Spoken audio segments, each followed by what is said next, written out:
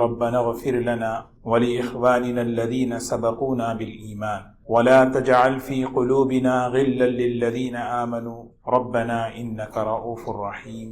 قرآن پاک میں جو دعائیں اللہ تعالیٰ نے ذکر فرمائی ہیں اس میں یہ ایک دعا ہے جس میں 3 باتیں اللہ تعالیٰ نے ذکر فرمائی کہ یہ 3 خوبیاں 3 باتیں اپنی زندگی میں لاؤ۔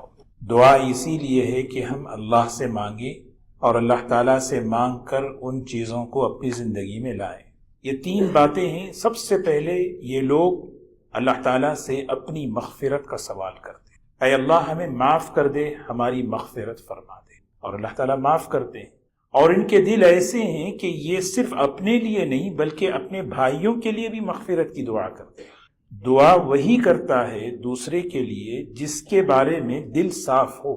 دل میں اگر میلا پن ہو تو آدمی کبھی دوسرے کے لیے دعا نہیں کرتا، شکایت کرتا ہے، کمپلینٹ کرتا ہے۔ ماں باپ اپنے بچوں کے لیے دعا کرتے ہیں کیونکہ بچوں کے معاملے میں ان کا دل بہت صاف ہوتا ہے، کچھ بھی ہو جائے دعا کرتے ہیں۔ ایمان والوں کی یہ خوبی ہے، وہ صرف اپنے لیے نہیں بلکہ اپنی مغفرت کے ساتھ اپنے بھائیوں کی بھی مغفرت، اے اللہ ایمان کے ساتھ جو دنیا سے رخصت ہو گئے ہیں اے اللہ ان کی بھی مغفرت فرما۔ اور تیسری بڑی اہم بات فرماتے ہیں اللہ تعالیٰ کہ یہ اللہ کے بندے ایمان والے اللہ تعالیٰ سے یہ مانگتے ہیں، سوال کرتے ہیں، دعا کرتے ہیں، اے اللہ ایمان والوں کے بارے میں ہمارے دلوں کو صاف فرما، کوئی میل، کوئی گندگی، کوئی کینہ، بغض کسی کے بارے میں بھی میرے دل میں نہ ہو، کیونکہ ایمان والے کا دل بڑا قیمتی ہے، یہ دل بہت پاک ہو، صاف ہو۔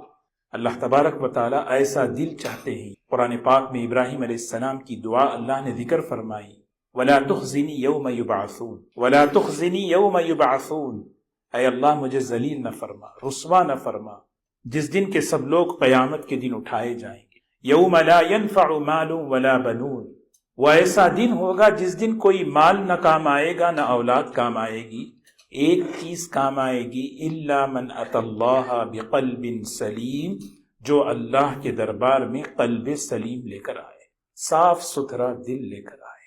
اللہ تعالی ہمیں اس کی توفیق دے۔